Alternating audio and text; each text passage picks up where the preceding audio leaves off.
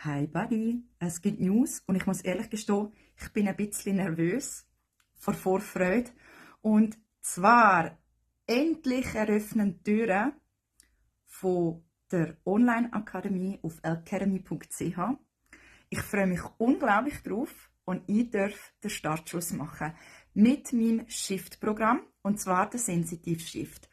Und das ist natürlich für all die eine unglaublich starke Wahrnehmung haben, sehr sensitiv sind, weil unsere Sensitivität ist ja mit unseren Hellsinn verknüpft, also hell fühlen, hell hören, hell wissen, hell schmecken und so weiter und so fort.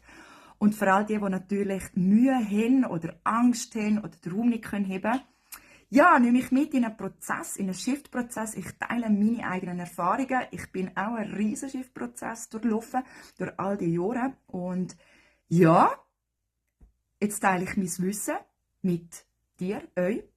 Und was ich aber dazu muss sagen, es ist kein Programm, wo man eine goldige Kopfnuss bekommt.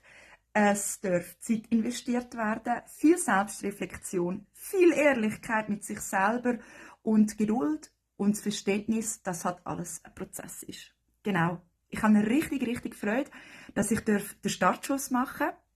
Und ja, wer weiß, vielleicht güchselst du mal rein. Es ist jetzt also online auf elcademy.ch und ich freue mich richtig, mit allen das Deep Diving zu machen. Und ja, wir sehen uns auf Elcademy beim Sensitive Shift.